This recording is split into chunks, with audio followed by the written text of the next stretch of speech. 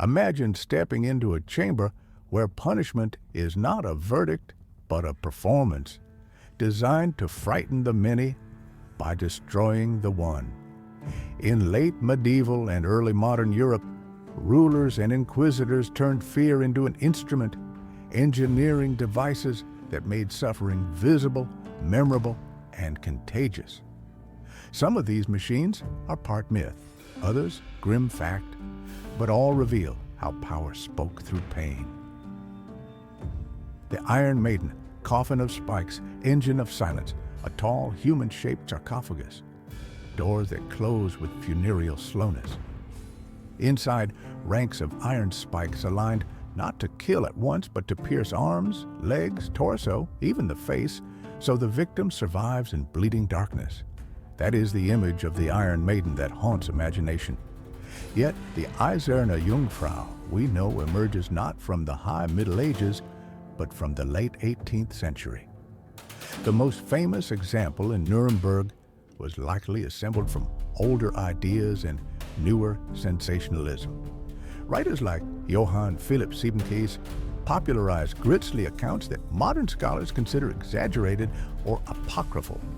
Still, the logic of the Maiden fits medieval punitive thinking, punishment as spectacle, terror as deterrent, a mechanism that manufactures silence. Whether museum construction, myth, or adaptation, it mirrors a historical reality in which church and crown sanctioned procedures aimed at winning not only confession, but submission of will. Get the rack, stretching a body past its limits. If the Maiden imagines silence, the rack produces it.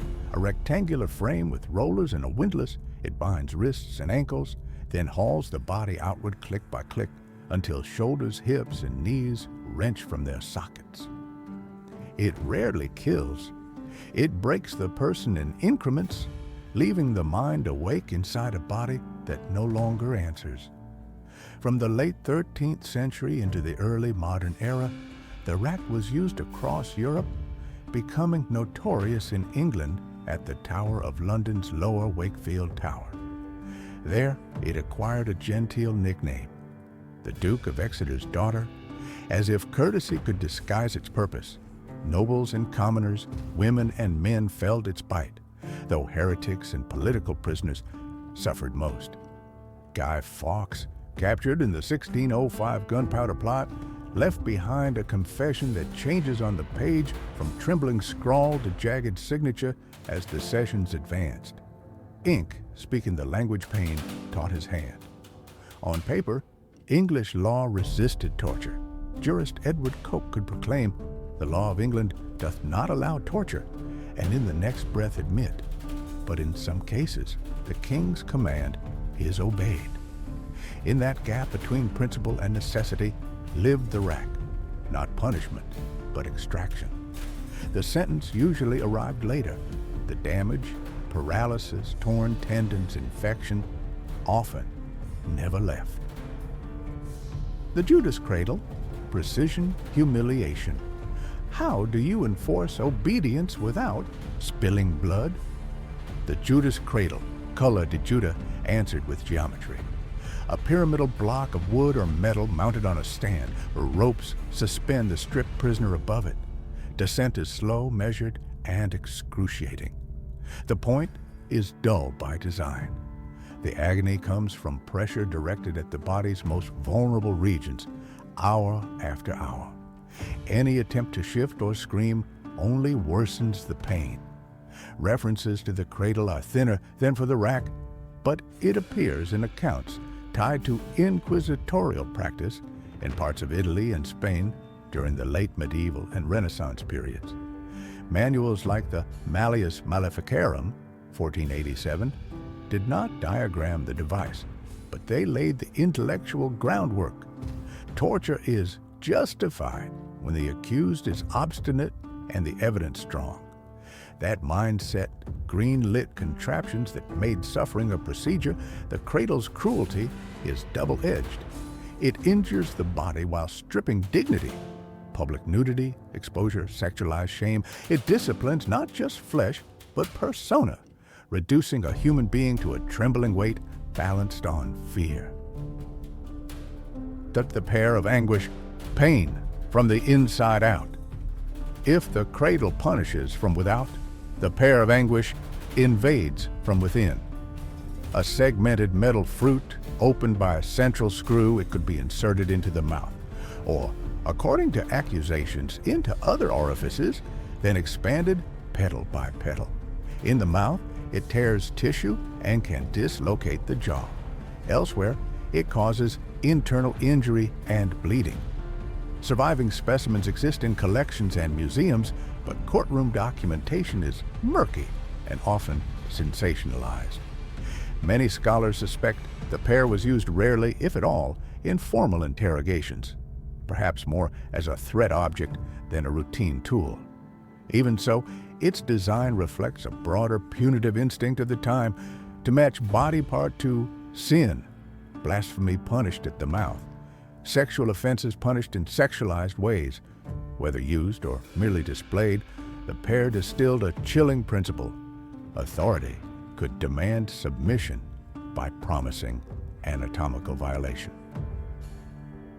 The breaking wheel, justice as theater. If the maiden is a chamber and the rack an instrument, the breaking wheel is a stage.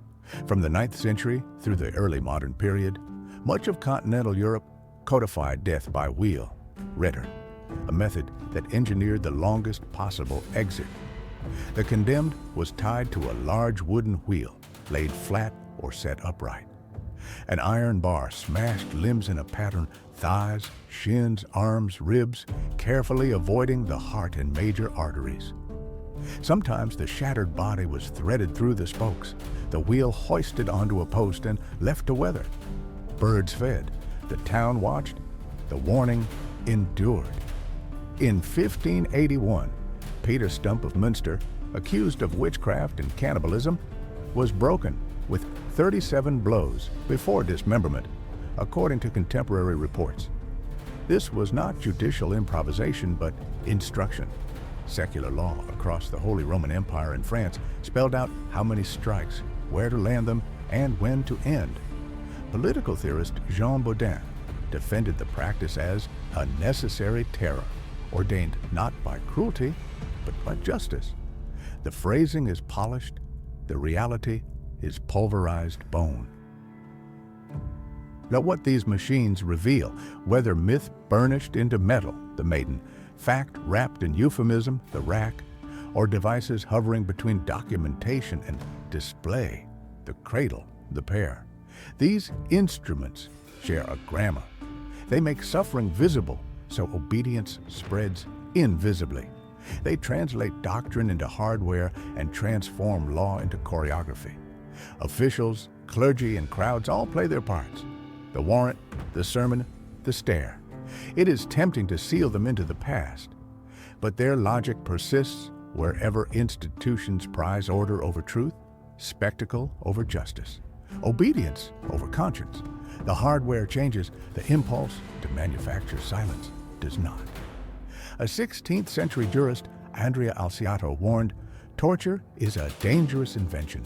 It confounds the innocent. It does not convict the guilty. History bears him out. Pain may force a body to speak, but it rarely compels the truth. What it does, reliably, is teach a crowd to fear. So the question these machines leave us is not merely how could they, but when do we? When do we accept humiliation as policy, terror as pedagogy, and theater as justice? The chambers are quiet now. Their shadow is not.